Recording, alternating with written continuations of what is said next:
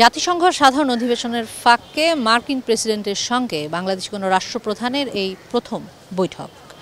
বাংলাদেশের রাষ্ট্রপ্রধান ডক্টর মোহাম্মদ ইউনূসের অন্তর্বর্তী সরকারকে পূর্ণ সমর্থন দিল মার্কিন যুক্তরাষ্ট্র।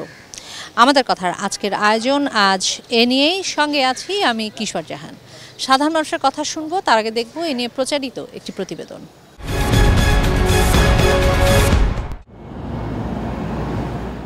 জাতিসংঘ সাধারণ পরিষদের অধিবেশনের ফাঁকে মার্কিন প্রেসিডেন্টের সঙ্গে বাংলাদেশের কোনো সরকার প্রধানের প্রথম বৈঠক এটি।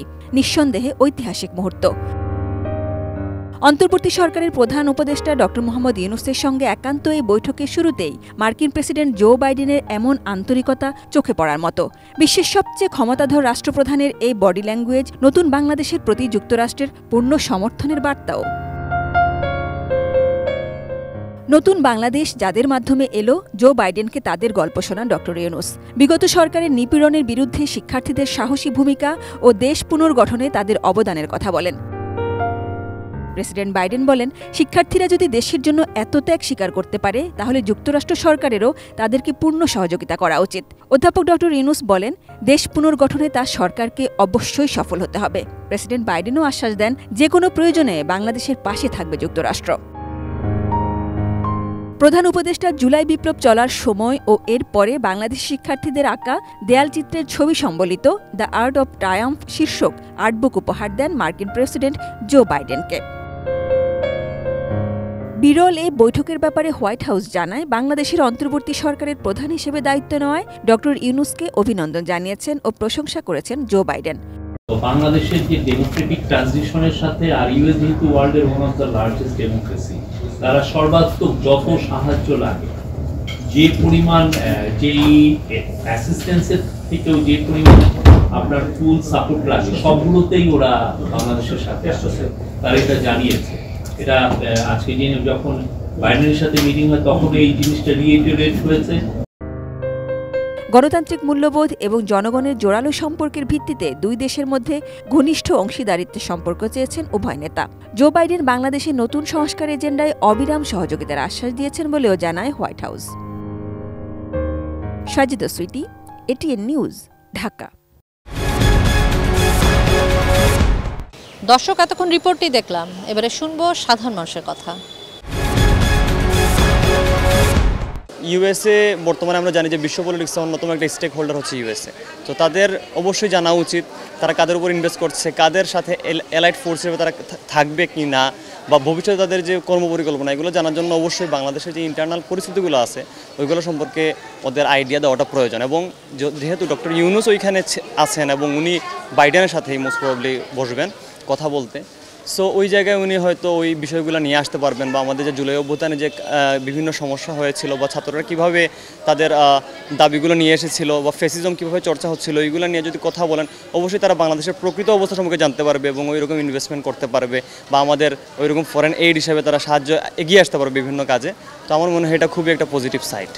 এবছর জাতিসংঘে ডক্টর মোহাম্মদ ইউনূসের সাথে জো বাইডেনের যে সাক্ষাৎটা হলো, এটা অবশ্যই বাংলাদেশের জন্য একটা আলাদা একটা অনারের বিষয়। কারণ এর পূর্বে আমরা দেখি নাই যে জো বাইডেন বা আমেরিকার এরকম কোনো একজন পদস্থানীয় কর্মকর্তা জাতিসংঘের এরকম একটা মিটিংয়ের মাঝে এরকম আলাদা একটা বৈঠকে বসেছে। সেই জায়গায় আমাদের বর্তমান প্রধান উপদেষ্টা ডক্টর মোহাম্মদ ইউনূস যে জো বাইডেনের সাথে জাতিসংঘের বৈঠকের মাঝে যে আলাদা বৈঠকে বসতে পেরেছে, এটা অবশ্যই আমাদের জন্য একটা অনারের বিষয়। ডক্টর ইউনূসের ক্ষেত্রে যেটা দেখেছি আমরা, নিঃসন্দেহে উনি একজন ওয়ার্ল্ড আইকন, এবং সেক্ষেত্রে আমি সকালবেলা এখন যখন ঘুম থেকে উঠে দেখলাম যে ব্যাপারটা কেমন ছিল, সকল দেশের যারা অতিথি ওখানে রাষ্ট্রপ্রধানরা ছিল, ওনার সাথে ছবি তুলতে ধুমড়ি খেয়ে পড়ছেন। এটা নিঃসন্দেহে আমাদের জন্য গর্বের। একজন মানুষ কতটুকু আইকনিক একটা পর্যায়ে গেলে আসলে তার সাথে মানুষ এভাবে কৌশল বিনিময় করার জন্য ধুমড়ি খেয়ে পড়ে, এটা এক।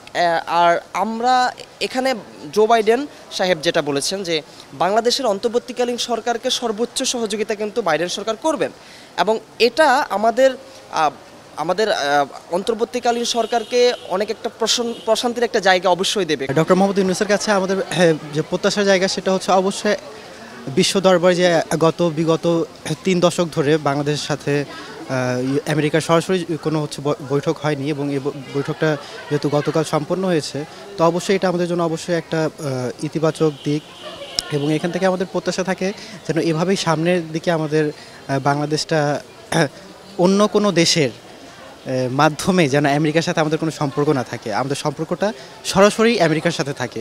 এখানে কোনো থার্ড পার্টি বা কোনো তৃতীয় রাষ্ট্রের মাধ্যমে আমাদের যেন তাদের কোনো পররাষ্ট্রনীতিতে সহযোগিতা নিতে না হয়, এটা আমাদের কাম্য থাকবে।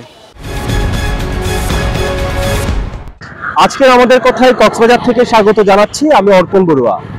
বাংলাদেশ এবং ডক্টর ইউনূসের নেতৃত্বাধীন সরকারকে পূর্ণ সমর্থন জানিয়েছে যুক্তরাষ্ট্র। আজকের আমাদের কথায় জানবো কক্সবাজারের সাধারণ মানুষ এই বিষয়ে কি বলছেন। ডক্টর ইউনূস বাংলাদেশ তত সারা বিশেষ সম্মানীয় একজন ব্যক্তি। ডক্টর ইউনূসের হাত ধরে বাংলাদেশে গিয়ে যাবে ইনশাআল্লাহ, এবং আমরা চাই ডক্টর ইউনূস বাংলাদেশে আশীর্বাদ হয়ে, বাংলাদেশের মানুষের জন্য আশীর্বাদ হয়ে ডক্টর ইউনূস বাংলাদেশের ভবিষ্যতে যে দল ক্ষমতায় আসুক না কেন, গণতান্ত্রিক বিপ্লবের মাধ্যমে, ভোটের মাধ্যমে, গণতান্ত্রিক রায়ের মাধ্যমে ডক্টর ইউনূসকে আমাদের প্রয়োজন। ডক্টর ইউনূস আমাদের পাশে থাকবেন। ডক্টর ইউনূস যদি আমাদের বাংলাদেশের পাশে থাকেন, ইনশাআল্লাহ আমি মনে করি বাংলাদেশের যে অপূরণীয় ক্ষতি আওয়ামী লীগ করে গেছেন, সে ক্ষতি আমরা খুব শীঘ্রই কাটিয়ে উঠতে পারবো। বাংলাদেশ নিয়ে তো যুক্তরাষ্ট্র খুবই ডক্টর ইউনূসকে দেওয়ার পরেই খুব সন্তোষ প্রকাশ করছেন। সার্বিক পরিস্থিতি বিবেচনা করে ইউনূসের সাথে একত্রতা প্রকাশ করছে। এটা তো আমরা দেখছি বিভিন্ন টেলিভিশন পত্রপত্রিকার মাধ্যমে। এটা তো আমিও তো সন্তুষ্ট। এখন দেশটা তো সুন্দরভাবে চলতেছে, কিছু অরাজকতা আছে, ওটাই সমাধান হবে, এটা আশা করছি। আমরা খুব আনন্দিত, গর্বিত। ডক্টর ইউনূস উনি আসলে বাংলাদেশের একজন আলোকিত মানুষ। আমরা ওনাকে কখনো মূল্যায়ন করি নাই, এখন উনি রাষ্ট্র প্রধান হয়েছে, সেজন্য আমরা জাতিকে ধন্যবাদ জানাচ্ছি। বাংলাদেশ ও ডক্টর ইউনূসের নেতৃত্বাধীন সরকারকে পূর্ণ সমর্থন দিয়েছেন যুক্তরাষ্ট্র। আমাদের কথায় আমি এম এস হামাদ। শুনব আমেরিকার বাংলাদেশের প্রতি পূর্ণ সমর্থন নিয়ে কী বলছেন ঠাকুরগাঁয়ের সাধারণ মানুষ। ডক্টর ইউনূসকে জো বাইডেন যে মর্যাদায়, যে সম্মানের সঙ্গে কথা বলেছেন, এই সম্মানটা ডক্টর ইউনূস বলেই সম্ভব হয়েছে। এই সম্মানটা পাওয়া তার ডক্টরেট ডিগ্রির জন্য শুধু না, নোবেলের জন্য না, কিন্তু তার যে জ্ঞানের পরিধি, এটা বিশ্বের কয়েকজনের মধ্যে উনি একজনের জ্ঞানের পরিধি দিক দিয়ে, এই জন্য বাইডেন তাকে এইভাবে সম্মান করেন। এই জন্য পৃথিবীর বিভিন্ন রাষ্ট্রপতিরা তাকে সম্মান করেন, প্রধানমন্ত্রী তাকে সম্মান করেন আলাদাভাবে আর কি।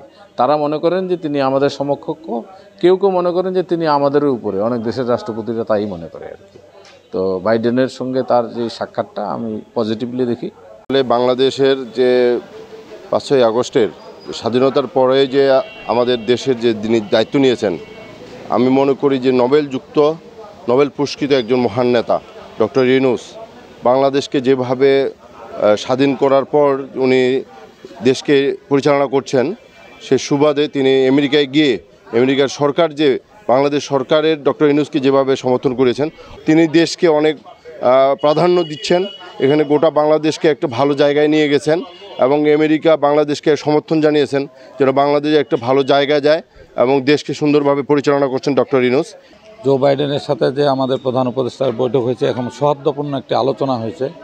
সেখানে আমরা মনে করি যে বাংলাদেশের উন্নয়নের বড় অংশীদার হলো আমেরিকা এবং ইউরোপ, এবং যেই ইউরোপ এবং আমেরিকার সাথে আমি মনে করি বাংলাদেশের একটি মানুষ, একজন ইউনূস যদি না থাকতো, তাহলে হয়তো বাংলাদেশকে যে জায়গায় আওয়ামী লীগ ফেলে দিয়েছিল, বাংলাদেশ এখান থেকে উঠে যেতে পারতো না। দর্শক, আমাদের কথার আজকের আয়োজন আজ এ পর্যন্তই। আগামীতে আবারও দেখা হবে আমাদের কথায়, অন্য কোনো বিষয়ে শুনবো সাধারণ মানুষের কথা। সে পর্যন্ত আমি কিশোর জাহান আপনাদের সবার কাছ থেকে বিদায় চেয়ে নিচ্ছি। সবাই সুস্থ থাকুন, ভালো থাকুন, চোখ রাখুন এটিএন নিউজের পর্দায়।